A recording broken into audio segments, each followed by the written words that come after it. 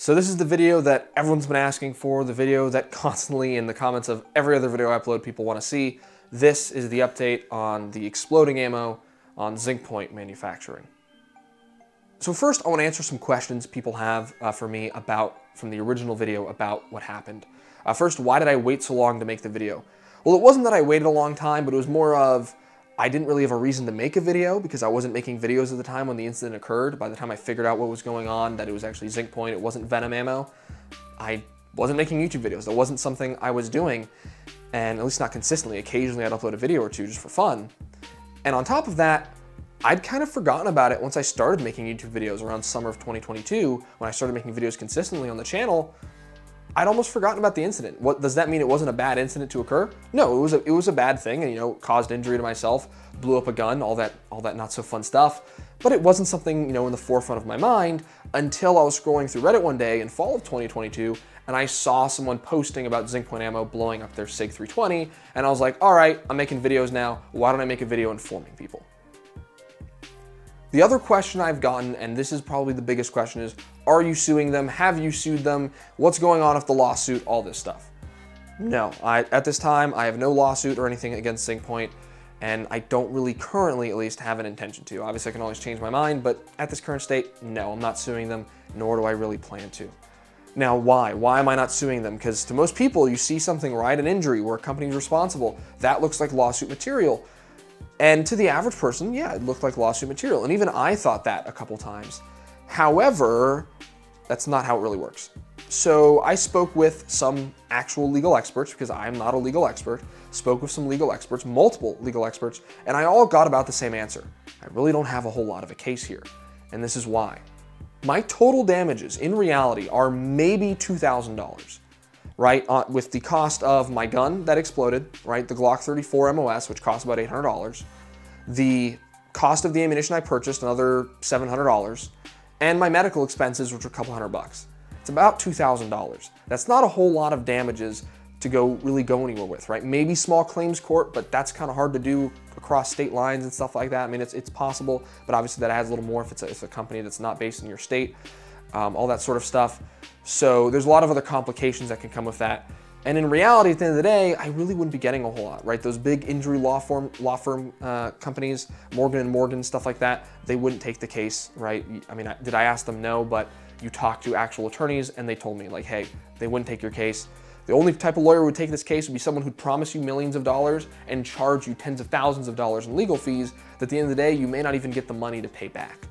So ultimately, when it came to a lawsuit, it's not as feasible as it seems. Yes, is Zinc Point responsible for an issue that occurred and an injury that occurred to me? Yes, but it's not like I had a severe injury. Maybe if I really played it up, I could be like, oh, well, it caused me emotional trauma or something like that. But that's not the type of person I am, right? I'm not a very litigious person. I'm not the person to just jump to lawsuits when I have an issue in life, when something happens. Not going against anyone who does do stuff like that, but just saying that's not my way to handle things. And ultimately, I think making a video where over 500,000, which thank you, by the way, the fact that I've gotten that much support on the video is insane. But the fact that over 500,000 people have watched this video, that's more than any lawsuit's ever gonna do, right? I sue them, I get maybe a couple grand, maybe 10, 20 grand. I have to pay a bunch of legal fees, and then I sign some NDA and a settlement, right? And that's how it ends. Ultimately, I can't tell you guys about anything, so that video never would have existed. And I might end up just being in debt because of it. So while it seems like I have some big legal case to win and win millions of dollars or whatever, in reality, if you actually speak to actual attorneys and legal experts like I did, you'll find out, unfortunately, there's not a whole lot that could have been done in that legal route. And making a video was probably the best way I could make people aware of what was wrong with Zinc Point's practices. So let's get down to the meat and potatoes, right? What everyone's here for, the update. So at about 60,000 views or so, about 2 months into the video being uploaded, I get a DM on Instagram. It was right at the beginning of February from an individual named Tarek from the Zinc Point Manufacturing account. I checked, it is the official account from their website. And this individual named Tarek, who later through my own research identified as the CTO, the Chief Technology Officer of Zinc Point, he said, hey, we saw your video, would like to talk, gave me a phone number, and I called him. And upon speaking with him, it was actually a pretty good phone call. That first phone call I had with them basically said, hey, we used to have this partnership with a manufacturer. He wouldn't tell me who, but through a little bit of research, I was able to find out that Still American was their partner in ammo manufacturing. And so they had this partnership with Still American Ammo Manufacturing, and Still American had a sole contract with them to make Zinc Point ammo and only Zinc Point ammo. So essentially, it was their ammo being manufactured through Still American. And throughout 2021, 2022, they had a bunch of QC issues, and so they cut ties with Still American a couple months ago now, and they're trying to kind of fix things and make things better and get a new manufacturer. And something else that happened in the meantime is they had issues with their customer service staff and with their customer service team. So they actually have a whole new customer service team trying to resolve their issues. And now that they saw my video originally when it happened to me, and I communicated with them, because there are issues with the customer service team, it fell through the cracks, and the management never really saw it and never knew what was going on. But now that they saw the video, they want to make things right. And they're trying to make things right personally on their own end, without me, without involving me. They're just trying to make things right in their company. New QC team, new managers, all this sort of stuff, right? That's what they were telling me. And that sounded good, right? It could be just someone trying to cover their ass, but it seemed like they were accepting responsibility for what happened, and they're trying to move forward and make things better. They hooked me up with their customer service department and said, hey, they're gonna be reaching out to you, and we're gonna take care of you as a customer and resolve what happened. I'm like, that sounds great. Now, I also had a second phone call with Tarek and Zinc Point, and the second phone call didn't go as well. It didn't end necessarily on a bad note, but there's a couple things that I was not super happy with. So, second phone call, a lot of the same stuff was reiterated. They said, we're gonna take care of people, all this stuff. If anyone's had an issue, they can reach out to us, any of our contact information on Instagram, whatever, and we will take care of our customers. We stand behind our customers, all this stuff, right? Same stuff I was hearing in the first phone call, all sounded good. But then there was something that Tarek said to me that I didn't really like and didn't sit well. He used the analogy like this, right? He said, well, something that was inaccurate in your video was that you said it was Zinc Point ammo that were responsible. That's not entirely true. And I'm like, okay, what do you mean? Well, he said, well, this would be like if someone was selling something on Amazon and they had an issue with it, it wouldn't be Amazon's fault, it'd be the seller. And I was like, but you're not Amazon. You had a sole contract with a company for them to make you ammunition, and that ammunition had an issue. So you have a part in that responsibility. It's not just the manufacturer's fault, because not anyone can just sell ammo on the Zinc Point website. Zinc Point obviously chooses and picks and chooses who makes their ammo for them, and for the most part, their ammo is their ammo made by someone else for them. In fact, if you go back and look at my original order, it doesn't say Still American or anything else. It says Zinc Point American-made ammo. Only now on their website does it say Still American ammo. However, in the past, when I bought ammo from them, it was sold, and it was, if any reasonable person looked at their website, they would think they were getting ammo made by Zinc Point Manufacturing, which also, by the way, now, they don't call themselves Zinc Point Manufacturing, they're just Zinc Point. So they've gotten rid of the manufacturing in their name, and they now say it's still American ammo, it's not Zinc Point ammo, as a way to kind of, skirt the blame and obfuscate the fact that they're the ones who were saying that this was their manufactured ammo. So that analogy didn't sit right with me. That does not fit.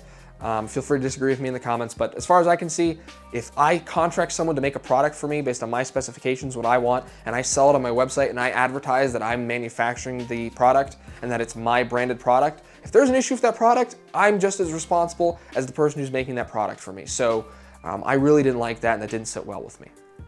So on the other side of things is my experience with their customer service team. At first, things seemed to be going good. Originally, when I spoke with Tarek, he even said, let us know how much the gun costs. Let us know other expenses you dealt with, because we want to take care of you as a customer. I'm like, that sounds awesome. And when I spoke with the customer service team, I provided them with a receipt from when I bought my Glock 34, provided them with a receipt for my medical expenses from when I had to go to the hospital, get an x-ray, all that good stuff after the incident.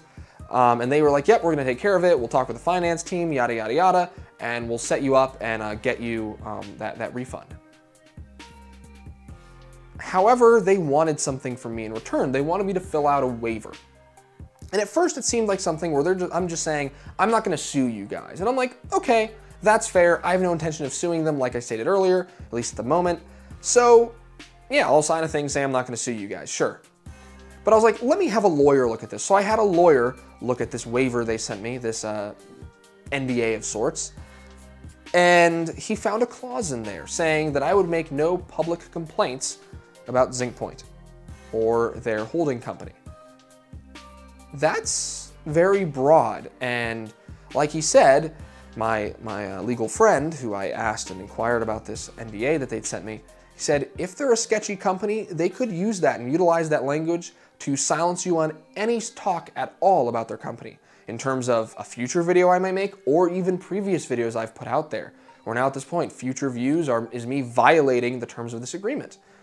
So I was like, you know, considering that previous phone call I had, after the first phone call, right, I had with Tarek, I might have signed that NDA, that agreement. Because it seems like they were just talking about, you know, filing an official complaint with like the Better Business Bureau or something like that. Or, you know, a lawsuit. But now, with the sketchy things that was said on the phone, where they're trying to, you know, shirk responsibility and say it was someone else's fault and not their own, now I was starting to question things. And considering that the legal individual I contacted said that, you know, that might be used against me in that way, and thinking about it, you know, just for myself, yeah, any public complaint is a pretty broad and vague language. So I asked them, hey, what is this waiver for exactly? Do you even need it? And they say, well, it's to cover the cost of the gun. It's part of our process or whatever. I'm like, okay, fine. Take out the $800 for the Glock 34. I don't care. It functions just fine. Glock took care of me. Just give me the refund and the cost of the medical expenses I incurred. And they're like, okay, we'll get back with you. Well, it actually took them quite some time to get back with me. So long, in fact, that I got another DM on Instagram from Tarek saying, hey, has this been resolved yet? Which I think they communicate with their own customer service team instead of asking me. But anyways, asked me if it had been resolved yet. I'm like, no. So then pretty quickly I get an email from customer service at Zinc Point finally saying, hey, you know, we're going to give you this $1,100 and something, and we need to sign this waiver. And I'm like, wait a minute, you said the waiver was for the cost of the gun. And they're like, oh, the waiver's actually for the medical expenses as well. I'm like, okay, take out the medical expenses, take out the cost of the gun, just give me the refund for the ammunition that I purchased and then sent the remaining ammunition back to you after it exploded in my hand, and that's all I want. Just give me my $700. That's all I'm looking for. And I didn't get anything back. So I even emailed them like a week later, like, hey, is there any update? What's going on? It's like, oh yeah, we'll get back with you. And now it's been another week. And this has been going on like 2 months, going back and forth with Zinc Point Ammo, trying to get this resolved. And this is the thing, and I'm not saying this out of ego or anything like that. I'm not some giant YouTuber or something, but I now have a video with over 500,000 views. That's pretty impactful when it comes to your brand. If you look up Zinc Point Ammo, you're gonna find my video pretty quickly. And something like that, if I was someone working at that company in the higher end, you know, the CTO or anyone else in those high managerial positions, I would want this resolved very quickly. So the fact that they're dragging their feet, the fact that they keep on, you know, trying to force this waiver upon me that I've made it clear I'm not gonna sign, to me shows some not so great things, right? Like I said, this isn't because I'm some amazing dude or I'm a big, great YouTube sensation. It's just from a logical standpoint, if I was running this company or any part of this company, if there was a video of 500,000 views out there that was essentially disparaging my company, not saying it's, you know, untruthfully disparaging, I just told you what happened, but a video disparaging nonetheless, I would want to get that resolved as quickly as humanly possible so there's not a video out there. And so I would, that individual in the customer service queue would take priority. I would make sure their stuff was resolved in under a week, not in almost 2 months, right? And obviously I'm expecting any company to have a quick customer service resolution, but some companies take longer than others. Sometimes it's a little bit of phone tag back and forth, stuff like that. But the fact that it's taking this so long, and it's not a lack of being able to get in communication, it's simply a lack of communication in which they're trying to, you know, drag their feet essentially with me. To me, it kind of shows some how do I say it? Not bad intent, but something along those lines. Something where they don't seem to care, right? Where either they don't care or they really want that waiver signed, because my guess at this point is either they want me to take down the video or they want to kind of trick me into making a positive video. I don't know. But ultimately, I don't care anymore. I don't care if they give me $700, $2,000, whatever. I don't care. I'm done waiting. Like I said, I think it's been far too long, especially with the prominence of that video I've put out there. There's no logical reason why it's taking this long beyond something sketchy, something untoward. So yes, a couple grand would be nice, right? Even 700 bucks, that's $700. Even in this economy, that's a significant amount of money. But I don't care anymore, right? It's not just about money. It's not about money. It's about sending a message. So due to everything going on, you know, the sketchy things said on the phone, the email correspondence, I started to do a little bit of research. And not only did I do my own research, but a lot of you guys reached out to me on Instagram and said, hey, here's my experience with Zinc Point, or hey, look at all these people's experience with Zinc Point. And I'm finding a lot. looking at a lot of their responses to reviews on AmmoSeek, to where they blame the customer, where they try and obfuscate their blame, saying, this is still American ammo, this isn't Zinc Point ammo, it's clearly labeled, yada, yada, yada. Essentially where they're trying to play the blame game, blame someone else, say that they're perfect, they're in the right, where they're going after customers, saying that they're essentially leaving fake reviews and all this stuff. And the fact that also somehow they are like one of the highest rated on AmmoSeek, even though they have a ton of negative reviews, something's sketchy there. So I just see all these more and more sketchy things, and I'm like, something's not right here.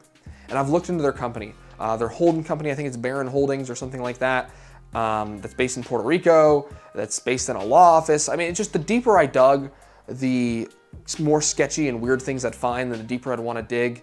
And ultimately, I think I'm gonna have to make a third video, right? I didn't even want to ever make a second video on this, but I think it's gonna have to go to a third video, really breaking down all the weird, shady practices of Zinc Point. But for everyone who wanted an update video, who wanted to know what was going on, this is the update video. This is what was going on. Ultimately, no resolution has been reached. Zinc Point, said their piece, and I said what they said. But to me, that rings very hollow when they keep on trying to force essentially an NDA upon me, so I can't make any future videos on them that are negative or anything like that. So, yep, this is the update. If you guys liked the video or happy that I finally released this update video that everyone's been clamoring for, go and leave a like down below. If you're a massive Zinc Point fanboy and you hate that I'm tarnishing your favorite ammo company, well, there's a dislike button for a reason. Otherwise, guys, hop in the comment section. Let me know if you've ever had a negative experience with Zinc Point or any experience with Zinc Point, or you know anything about Zinc Point, right? I want to congregate this information. I want to find out, maybe my problem couldn't get resolved, but maybe we can get yours resolved, right? I'd like at least something to happen for people who've been having these issues, because there's some people who've had some pretty gnarly injuries as a result of using Zinc Point ammo. So go in the comments, DM me on Instagram at ControlTheGun, DM me on Twitter at ControlTheGun, whatever platform you want to use, because I would like to hear about your experiences. I definitely like to do a little more research on this, and like I said, I will be releasing a third video talking a little bit more about the sketchy practices I've started to uncover when it comes to Zinc Point ammo. Otherwise, guys, I'm trying to release new videos every Saturday, trying to be consistent with that. I know I've been missing a couple uploads, but otherwise, guys, subscribe and stay tuned.